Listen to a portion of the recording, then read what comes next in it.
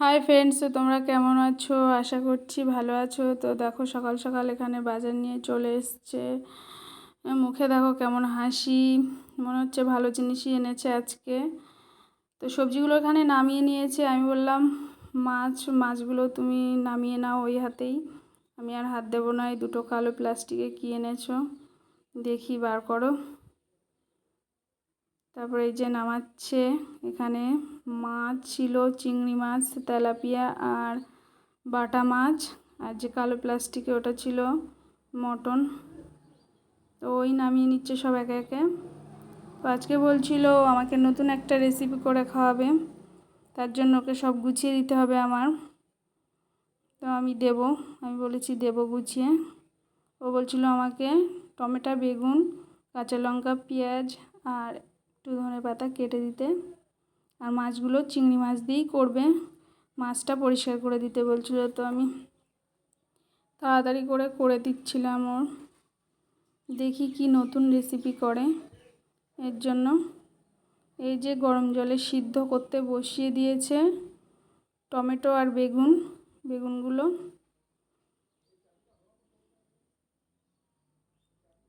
এই যে সিদ্ধ হতে বসিয়ে দিয়েছে।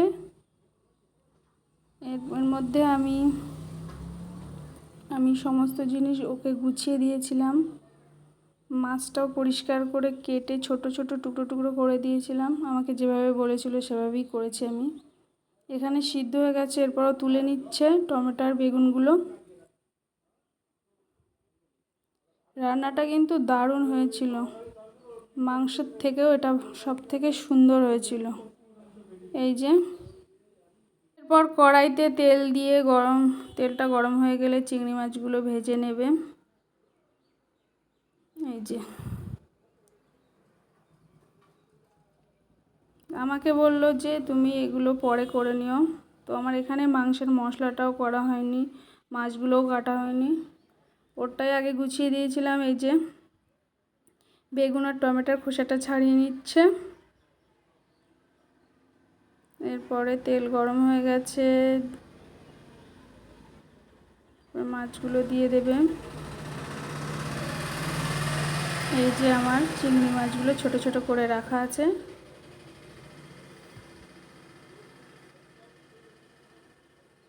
তো এগুলো সুন্দর করে ভেজে নেবে। তো ভাজা হয়ে যাওয়ার পর এগুলো আর তুলতে পারছিল না কড়াই থেকে। তো আমাকে বললো তুলে দিতে মাছগুলো কড়াই থেকে। আমি একটু তুলে দিয়েছি। এরপরে কড়াইতে তেল দিয়ে এর মধ্যে কাঁচা লঙ্কা, পেঁয়াজ আর শুকনো লঙ্কা দিয়ে দিয়েছে। আর এই যে সিদ্ধ করে রাখা টমেটো আর বেগুনটা দিয়ে দেবে। এটা একটু মেখে নিলে ভালো হতো, তো গরম থাকার জন্য মাখতে পারিনি। ও বলছিল কড়াইতে দিলে আস্তে আস্তে নরম হয়ে আসবে, যেহেতু সিদ্ধ করা এগুলো। তো লাস্টে দিয়ে দেবো ধনেপাতা। আর এই যে ভেজে রাখা মাছটা দিয়ে দিয়েছে। এই যে দেখো কি সুন্দর কালার এসছে, দেখো। খেতেও কিন্তু দারুণ হয়েছিল, মাংসের থেকে মাছের থেকে আজকে এটা বেশি ভালো হয়েছিল। আমি এই যে মাছগুলো পরিষ্কার করে নিয়েছি, কিছু মাছ রেখে দেবো আর কিছুটা ঝোল করব। আর মাংসের জন্য আলু, পেঁয়াজ, কাঁচা লঙ্কা, রসুনও কেটে নিয়েছি।